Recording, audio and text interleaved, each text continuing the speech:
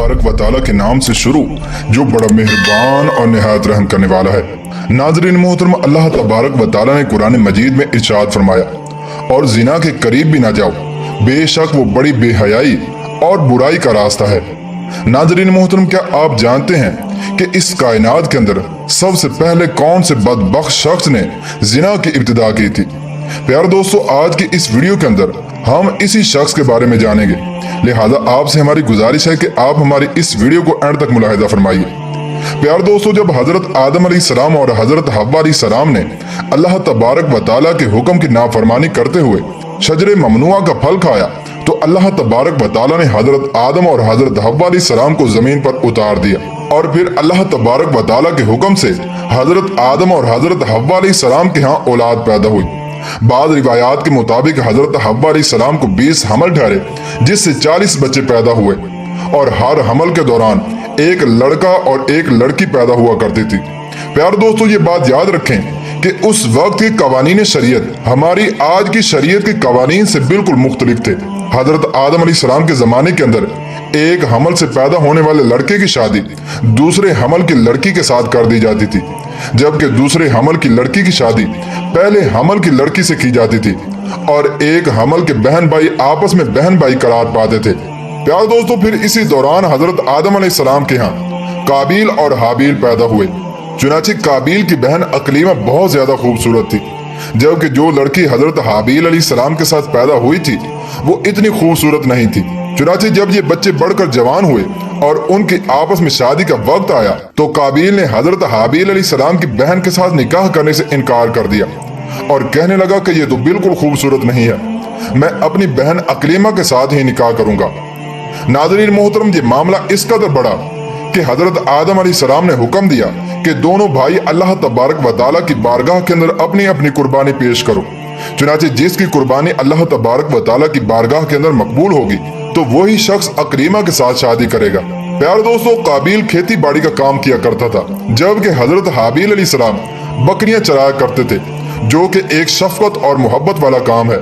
चुनांचे हजरत हाबिल अलैहिस्सलाम ने अल्लाह तबारक व तआला की बारगाह के अंदर एक खूबसूरत बकरी का बच्चा पेश किया, जबकि काबिल ने एक रद्दी गट्ठा उठाकर जो कि उसके खेत से निकला था उसने अल्लाह तबारक व तआला की बारगाह के अंदर पेश किया। चुनांचे उस जमाने के रवाज के मुताबिक आसमान से आग उतरी और उसने हजरत हाबिल अलैहिस्सलाम की कुर्बानी को निगल लिया, जिस पर काबिल कहने लगा कि जरूर मेरे बाप हजरत आदम अलैहिस्सलाम ने हाबिल के लिए दुआ की, जिसकी वजह से उसकी कुर्बानी कबूल हुई। नाज़रीन मोहतरम, फिर इसी वाक़े के बाद काबिल ने हजरत हाबिल अलैहिस्सलाम को मारने की धमकी दी। रिवायात के अंदर आता है कि हजरत हाबिल अलैहिस्सलाम काबिल से ज्यादा ताकतवर थे, लेकिन आपने अल्लाह तबारक व तआला के खौफ की वजह से फरमाया कि अगर तू मुझे कत्ल करेगा तो मैं तुम्हारी तरफ तुम्हें कत्ल करने के लिए हाथ नहीं बढ़ाऊंगा। मैं चाहता हूं कि क़यामत के दिन तुम मेरे गुनाह के साथ आए। चुनांचे एक दिन काबिल ने गुस्से में आकर हजरत हाबिल अलैहिस्सलाम के सर पर पत्थर मारा, जिससे आपकी मौत वाक़ई हो गई। चुनांचे हजरत हाबिल अलैहिस्सलाम को कत्ल करने के बाद काबिल बहुत परेशान हुआ और हजरत हाबिल अलैहिस्सलाम की लाश को अपने कंधों पर उठाए कई दिन तक मारा मारा फिरता रहा। फिर अल्लाह तबारक व तआला के हुक्म से 2 कव्वे आए और उन दोनों ने काबिल के सामने झगड़ा किया। चुनांचे एक कव्वे ने दूसरे को मार दिया और फिर उसने जमीन खुरेद कर दूसरे कव्वे को इसके अंदर डालकर उसके ऊपर मिट्टी डाल दी। चुनांचे काबिल ने जब कव्वे को देखा तो अफसोस करने लगा कि मैं अपने भाई की लाश को भी ना छुपा सका। चुनांचे फिर इसने भी इसी तरह से किया और हजरत हाबिल अलैहिस्सलाम की लाश को जमीन के अंदर दफन कर दिया, और काबिल अपनी बहन अकलीमा को लेकर वहां से चला गया, क्योंकि मुसलसल शैतान उसके पास आता रहा और उसको इस बात से डराता था कि तुम्हारा बाप तुम्हें कत्ल कर देगा। लिहाजा वो अपनी बहन को लेकर वहां से दूर कहीं जाकर वादियों के अंदर बस गया। नाज़रीन मोहतरम, इस वाक़े के बाद हजरत आदम अलैहिस्सलाम बहुत ज्यादा मगमूम रहा करते थे और अब अल्लाह तबारक व तआला से दुआ किया करते थे कि या अल्लाह तबारक व तआला मुझे वारिस अता फरमा। चुनांचे इसी दौरान आपको हजरत शीस अलैहिस्सलाम की बिशारत मिली। चुनांचे हजरत शीस अलैहिस्सलाम जैसे ही पैदा हुए तो हजरत आदम अलैहिस्सलाम ने बचपन ही से उनकी तरबियत पर खासी तवज्जो दी और हजरत शीस अलैहिस्सलाम को तमाम मामलात से आगाह किया। चुनांचे जब हजरत शीस अलैहिस्सलाम जवान हुए तो हजरत आदम अलैहिस्सलाम ने अपने बाद उनको मोमिनीन का खलीफा मुकर्रर किया। اور انہیں اس بات کا حکم دیا کہ وہ اپنے بھائی قابیل اور ان کی اولاد سے دور رہیں اور مومنین کی اس جماعت کو بھی ان سے دور رکھیں۔ چنانچہ پھر اس کے بعد حضرت آدم علیہ السلام کے وصال کا وقت قریب آیا تو حضرت آدم علیہ السلام یہی وصیتیں کرتے ہوئے اس دنیا سے کوچ فرما گئے۔ چنانچہ اللہ تبارک و تعالیٰ کے مقدس فرشتے نازل ہوئے اور انہوں نے حضرت شیس علیہ السلام کو حضرت آدم علیہ السلام کو دفن کرنے کا طریقہ بیان کیا۔ چنانچہ حضرت شیس علیہ السلام نے اسی طرح سے کیا۔ پھر اس کے کچھ عرصے کے بعد آپ کی والدہ حضرت حوا علیہ السلام کا بھی اس دنیا سے انتقال ہو گیا۔ ناظرین محترم، اس واقعے کے بعد زنا کی ابتدا ہوئی۔ اس کے بارے میں بنی اسرائیل کی روایات کے اندر ہمیں یہ ملتا ہے کہ قابیل اور اس کی آل و اولاد ایک وادی کے اندر رہا کرتے تھے۔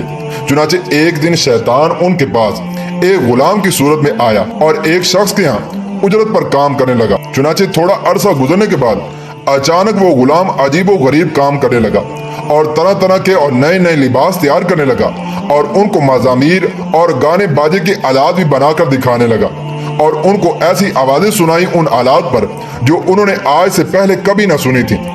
چنانچہ وہ لوگ جو پہلے ہی حق سے دور تھے وہ اور فسق و فجور کے اندر مبتلا ہو گئے اور انہوں نے اپنا ایک دن عید کا مقرر کیا جس کے اندر ان کی تمام عورتیں برہنہ لباس پہن کر اور زمانہ جاہلیت کی عورتوں کی طرح نیم اڑیاں لباس پہن کر آتی تھیں اور مردوں سے اختلاط کیا کرتی تھیں۔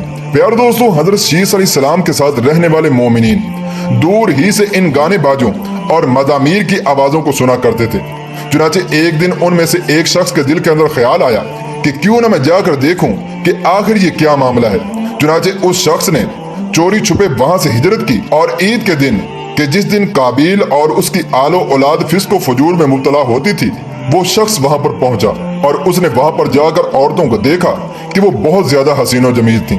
پیارے دوستو، اس حوالے سے روایت کے اندر آتا ہے کہ حضرت شیس علیہ السلام اور ان کے ساتھ جو مومنین کی جماعت تھی ان کے مرد بہت زیادہ حسین و جمیل اور خوبصورت تھے اور ان کے ساتھ جو عورتیں تھیں وہ بظاہر اتنی زیادہ حسین و جمیل نہیں تھی، جبکہ قابیل کی آل و اولاد کے اندر مرد انتہائی بدصورت تھے جبکہ ان کی عورتیں اور لڑکیاں بہت زیادہ حسین و جمیل تھیں۔ چنانچہ وہ نوجوان ان لڑکیوں کے حسن و جمال سے بہت زیادہ متاثر ہوا۔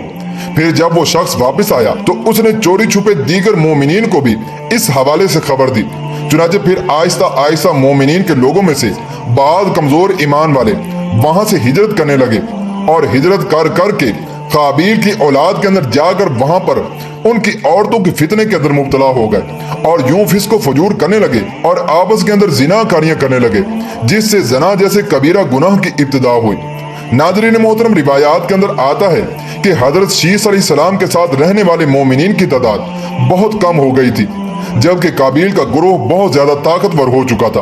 چنانچہ وہ اپنی بستیوں کے اندر بھی فتنہ فساد پھیلاتے اور اپنی بستیوں سے باہر نکل کر حضرت شیس علیہ السلام کے ساتھ رہنے والے مومنین کو قتل کرتے اور ان کو طرح طرح کی تکلیفیں اور ایذائیں دیا کرتے تھے۔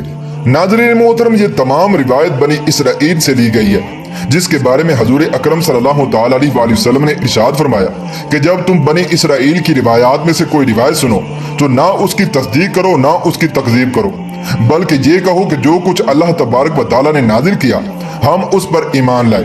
پیارے دوستو، اگر حقیقت حال پر غور کیا جائے تو زنا کی ابتدا اسی وقت ہی ہو گئی تھی کہ جب قابیل اپنی بہن اکریمہ کو لے کر وہاں سے رخصت ہوا تھا اور اپنی بہن اکریمہ کے ساتھ ناجائز رسم و رواج قائم کر کے اس نے اپنی آل و اولاد پیدا کی تھی۔ اللہ تبارک و تعالیٰ سے دعا ہے کہ اللہ تبارک و تعالیٰ تمام مومنین کو زنا جیسی لعنت سے ہمیشہ ہمیشہ کے لیے محفوظ رکھے۔